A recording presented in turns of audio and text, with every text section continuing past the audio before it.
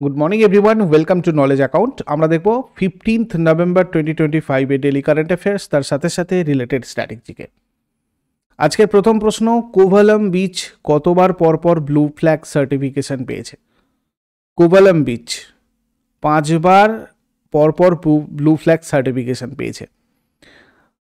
যারা যারা রেলওয়ে দিচ্ছ তারা অবশ্যই এটা মনে রাখবে, কোভালাম বিচ যেটা তোমাদের কিন্তু বিভিন্ন সি বিচগুলো, স্টেডিয়ামগুলো এক্সামে আসে, ঠিক আছে? এছাড়া অন্যান্য এক্সামের যারা যারা রয়েছে তারাও এটা মনে রাখো, কোভালাম বিচ কোথায় থাকে এটা ভালো করে মনে রাখবে, মানে কোভালাম বিচ কোথায় আছে, ঠিক আছে? এটা হচ্ছে চেঙ্গালপাট্টু জেলা, তামিলনাড়ুর চেঙ্গালপাট্টু জেলাতে আছে কোভালাম বিচটা।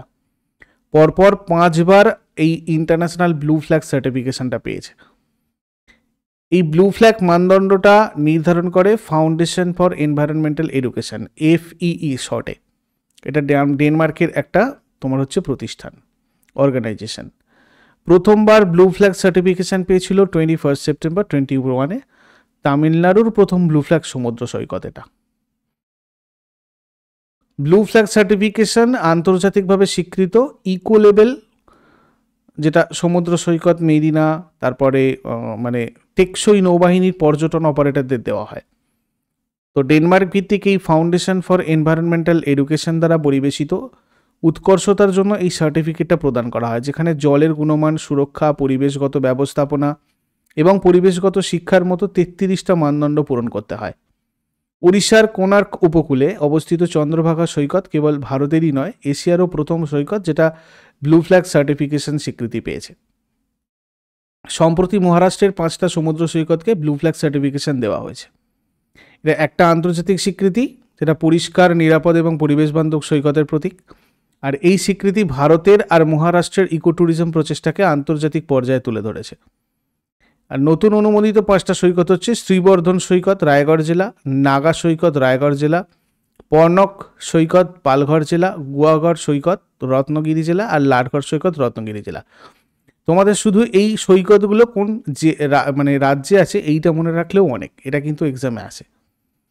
আচ্ছা, পরের প্রশ্নে যাবার আগে বলে দিই, আজকে সন্ধ্যাবেলা 8টা থেকে তোমাদের মক টেস্ট হচ্ছে, সারা পশ্চিমবঙ্গব্যাপী লাইভ মক টেস্ট WBP কনস্টেবলের জন্য সম্পূর্ণ ফ্রিতে। নলেজ অ্যাকাউন্ট অফিসিয়াল অ্যাপেই মক টেস্টটা হবে। এটা যেহেতু লাইভ মক টেস্ট, তাই 8টার সময়তেই সবাই জয়েন করবে। পরবর্তীতে আর এই মক টেস্টটা তোমরা অ্যাটেন্ড করতে পারবে না, কেননা এখানে সবার মানে অ্যাটেম্প দেখে তোমাদের অ্যানালিসিস, র্যাঙ্ক এইগুলো করার ব্যাপার রয়েছে। তো সবাই 8টার মধ্যে, মানে 8টার সময়তেই একদম মক টেস্টটা দেওয়া স্টার্ট করবে। অ্যাপের লিঙ্ক আমি কমেন্ট বক্সে পিন করে দেবো, ওখান থেকে তোমরা অ্যাপটা ডাউনলোড করে নাও, ডিসক্রিপশন বক্সেও আছে। আর জিকে বুলেট এটা তোমাদের আজকে নলেজ অ্যাকাউন্ট অফিসিয়াল অ্যাপে পাবলিশ হয়েছে। এই 50টা সেট তোমাদেরকে দিয়ে দেওয়া হয়েছে।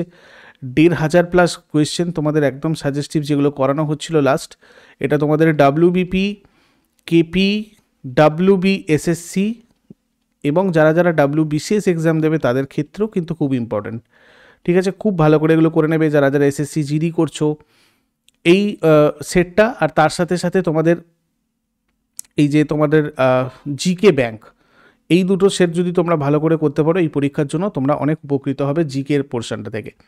এছাড়া WBP কনস্টেবলের জন্য 20টার মক টেস্ট দেওয়া রয়েছে নলেজ অ্যাকাউন্ট অফিসিয়াল অ্যাপে, এগুলো সবকটা উইথ এক্সপ্লেনেশন, এটা মনে রাখবে। জিকে ব্যাংকও তাই এবং জিকে বুলেটও তাই, তোমাদের এখানে সমাধান এবং ব্যাখ্যা দেওয়া রয়েছে। ওকে, বাকি কারেন্ট অ্যাফেয়ার্সের PDF ইবুক সেকশন থেকে কালেক্ট করে নাও, বা কারেন্ট অ্যাফেয়ার্সের মক টেস্ট PDF একসাথে উইথ স্ট্যাটিক জিকে PDF, এগুলো তোমরা কোর্স সেকশনে পাবে নলেজ অ্যাকাউন্ট অফিসিয়াল অ্যাপের। বাকি WBSSC মানে WBP ব্যাচেস রয়েছে, ফাউন্ডেশন, প্র্যাকটিস ব্যাচ, এখানেও তোমাদের subject wise, chapter wise mock test, full length mock test রয়েছে কিন্তু ক্লাস PDF আর ক্লাসের সাথে সাথে। ডেসক্রিপটিভ ব্যাচে এখানেও তাই ক্লাস এবং PDF এর সাথে সাথে তোমাদের কপি চেকিংয়ের ব্যবস্থা আছে WBPSI main batch, clerkship main ব্যাচে।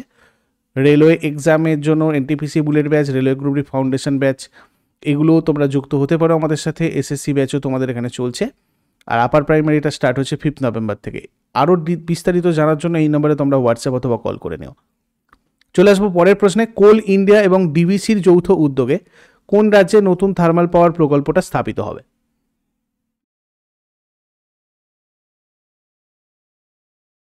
কি হয়ে যাবে? ঝাড়খণ্ড।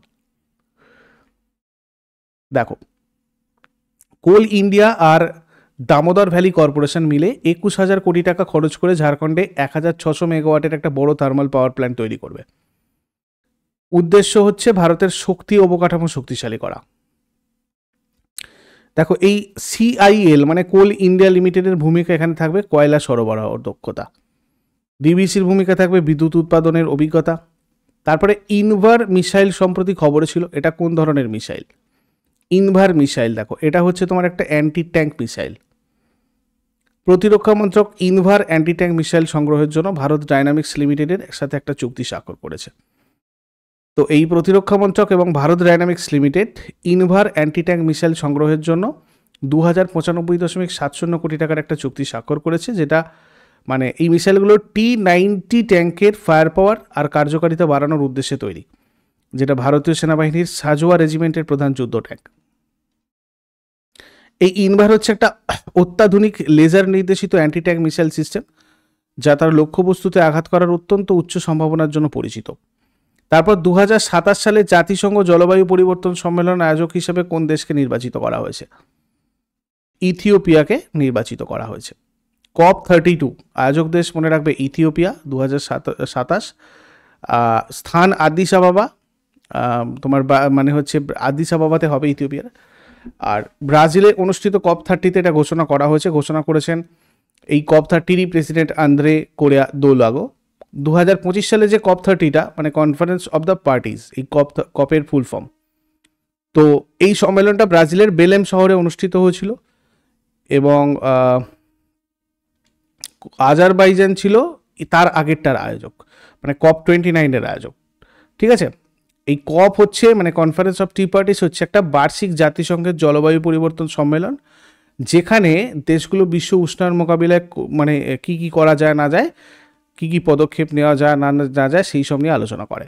তারপরে কোন আধ্যাত্মিক অ্যালবামটা 68তম গ্র্যামি অ্যাওয়ার্ডের সেরা গ্লোবাল মিউজিক অ্যালবাম বিভাগে মনোনীত হয়েছে? Sounds of Kumbh. Sounds of Kumbh গায়ক সুরকার সিদ্ধান্ত ভাটিয়া দ্বারা উপস্থাপিত আধ্যাত্মিক অ্যালবাম সাউন্ডস অফ কুম্ভ 38তম গ্র্যামি অ্যাওয়ার্ডের সেরা গ্লোবাল মিউজিক অ্যালবাম বিভাগে মনোনীত হয়েছে। এই অ্যালবামটা মহাকুম্ভ উৎসব দ্বারা অনুপ্রাণিত, যেটা ভারতের বৃহত্তম আধ্যাত্মিক সমাবেশগুলোর মধ্যে একটা। মার্কিন যুক্তরাষ্ট্রের রেকর্ডিং একাডেমি দ্বারা এটা উপস্থাপিত গ্র্যামি অ্যাওয়ার্ড বিশ্ব বৈশ্বিক সঙ্গীত শিল্পে শৈল্পিক এবং প্রযুক্তিগত শ্রেষ্ঠত্বকে স্বীকৃতি দেয়। 68তম সংস্করণটা বিশ্বব্যাপী বিভিন্ন সঙ্গীত ধারায় অসামান্য অবদানকে তুলে ধরে।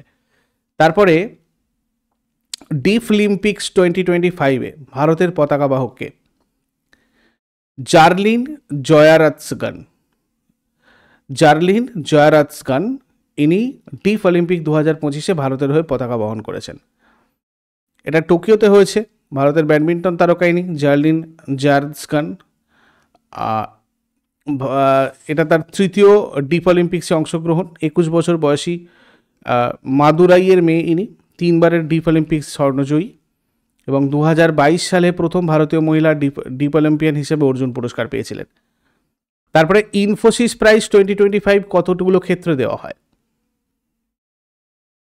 6টা ক্ষেত্রে দেওয়া হয় ইনফোসিস প্রাইজ 2025।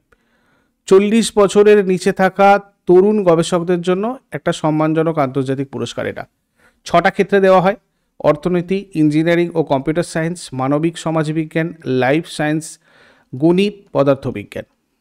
একটা স্বর্ণপদক, একটা সাইটেশন আর $1 লক্ষ মানে প্রায় 83 লাখ টাকা পুরস্কার দেওয়া হয়। নিখিল আগরওয়াল অর্থনীতিতে বাজার ব্যবস্থা, দেখো 2025-এ যারা উল্লেখযোগ্য বিজয়ী হয়েছেন, নিখিল আগরওয়াল ইনি অর্থনীতিতে বাজার ব্যবস্থা নিয়ে গবেষণার জন্য পরিচিত। সুশান্ত সচদেবা গণিত ভিত্তিক অপটিমাইজেশন কাজে অগ্রগতির জন্য পরিচিত। অ্যান্ড্রু অলেট প্রাকৃত আর প্রাচীন ভারতীয় ভাষা গবেষণার জন্য পরিচিত। মানে এই ক্ষেত্রে তারা বিজয়ী হয়েছেন, এটাও মনে রাখবে। অঞ্জনা বদ্রীনারায়ণ ডিএনএ মেরামত আর জিনোম রক্ষণশীলতা নিয়ে গবেষণার জন্য। সব্যসাচী মুখার্জি কমপ্লেক্স ডাইনামিক্স আর ক্লেনিনিয়ান গ্রুপ থিওরি সংযোগের জন্য। কার্তিশ মান্থিরাম নবায়নযোগ্য শক্তি ব্যবহার করে পরিবেশ বান্ধব রাসায়নিক উৎপাদনের জন্য। তারপরে কোন রাজ্য প্রবীণ নাগরিকদের কল্যাণে সহায়তা করার জন্য তার সমস্ত জেলায় বৃদ্ধাশ্রম স্থাপনের পরিকল্পনা ঘোষণা করেছে? এটা করেছে নাগাল্যান্ড। প্রবীণ নাগরিকদের কল্যাণ, সুরক্ষার মর্যাদাপূর্ণ জীবনযাপন নিশ্চিত করার জন্য। ওল্ড এজ হোমে পরিচর্যা, পুষ্টি, সামাজিক নিরাপত্তা প্রদান, এইগুলো করার জন্য। Old age pension, elderly helpline, charity care initiatives, এগুলো হচ্ছে এই সম্পর্কিত সরকারি স্কিমগুলো যেগুলো করেছে। এই নাগাল্যান্ড গঠিত হয়েছিল 1963-তে 1 ডিসেম্বরে। রাজধানী কোহিমা। আন্তর্জাতিক সীমানা মায়ানমারের সাথে রয়েছে। নাগাল্যান্ড রাজ্যের উত্তরে অরুণাচল প্রদেশ আর আসাম, পূর্বে মায়ানমার, দক্ষিণে মণিপুর এবং পশ্চিমে আসামের সাথে সীমান্ত রয়েছে। টোটাল 16টা জেলা রয়েছে। ইংরাজি সরকারি ভাষা। স্টেট অ্যানিমাল মিঠুন বা গয়াল, স্টেট বার্ড ব্লিথস ট্র্যাগোপান, আর স্টেট ট্রি এল্ডার। বিধানসভার 7টা আসন, রাজ্যসভার 1টা, লোকসভার 1টা আসন। হাইকোর্ট হচ্ছে গুয়াহাটি হাইকোর্ট। আসাম, অরুণাচল প্রদেশ, নাগাল্যান্ড আর মিজোরাম, এই সবকটার বিচার কার্য এখানে হয়। প্রথম রাজ্যপাল বিষ্ণু সহায়, বর্তমান রাজ্যপাল অজয় কুমার ভাল্লা, প্রথম মুখ্যমন্ত্রী শিলু আও, বর্তমান মুখ্যমন্ত্রী নেভিউ রিও। তারপরে বিশ্ব নিউমোনিয়া দিবস কোন তারিখে পালিত হয়? বিশ্ব নিউমোনিয়া দিবস এটা পালন করা হয় 12 নভেম্বরে।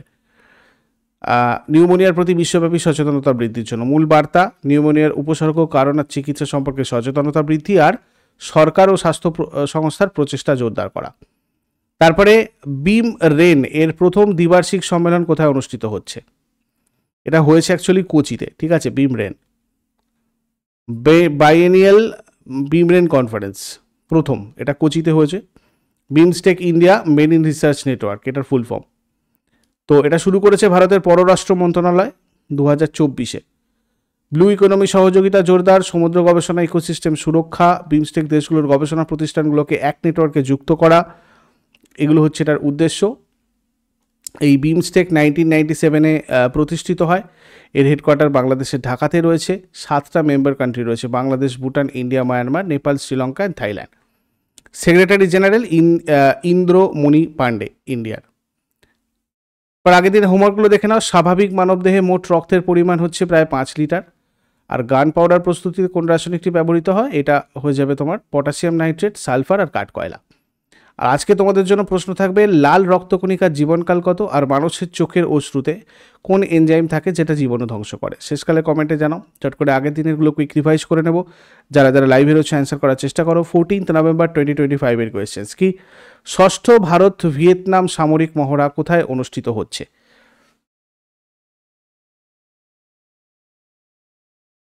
হ্যানয়ে। পালক মুচ্ছাল কোন ক্ষেত্রে সবচেয়ে বেশি পরিচিত?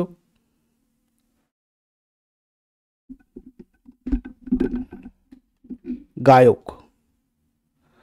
কোন রাজ্যের কৃষি দপ্তর নতুন লোগো আর স্লোগান উন্মোচন করেছে? মহারাষ্ট্র। কোন রাজ্য প্রথম পুরোপুরি সংশোধিত ভারতনেট প্রকল্প বাস্তবায়ন করেছে? পাঞ্জাব। সের্জিও গড় কোন দেশের ভারত রাষ্ট্রদূত? যুক্তরাষ্ট্র। ভারত শ্রীলঙ্কা সংস্কৃত মহোৎসব কোথায় অনুষ্ঠিত হয়েছে? কলম্বো বিশ্ববিদ্যালয়। 2025 সালের নভেম্বরে ভারত সরকার কর্তৃক সিকিমের কোন দুটি ঐতিহ্যবাহী লেপচা বাদ্যযন্ত্রকে ভৌগোলিক ইঙ্গিত মানে জিআই ট্যাগ প্রদান করা হয়েছিল? তুংবুক এবং পুমটং পুলিট। ভারতের প্রথম স্বদেশী কোয়ান্টাম ডায়মন্ড মাইক্রোস্কোপ কে তৈরি করেছে? আইআইটি বোম্বে। জনজাতীয় গৌরব বর্ষ উদযাপনের অংশ হিসাবে 4 দিনের জাতীয় উপজাতি চলচ্চিত্র উৎসব এবং কার্নিভাল কোথায় শুরু হয়েছিল? ইম্ফল। ভারতের শিশু দিবস কবে পালন করা হয়? 14 নভেম্বর। কুঞ্চালা কৈবল্য রেড্ডি কোন দেশের মহাকাশচারী প্রশিক্ষণ কর্মসূচিতে নির্বাচিত হয়েছেন? মার্কিন যুক্তরাষ্ট্র। এগুলো ছিল আগের দিনের প্রশ্ন। ইউজফুল বলে মনে হলে লাইক করো, শেয়ার করো, কমেন্ট করে ফিডব্যাক জানাও। আর প্রতিদিন সকাল 6টার সময় ডেলি কারেন্ট অ্যাফেয়ার্সের আপডেটের জন্য নলেজ অ্যাকাউন্টকে সাবস্ক্রাইব করে বেল আইকন প্রেস করে অলে ক্লিক করে নাও। Thank you so much. Take care. Have a great day.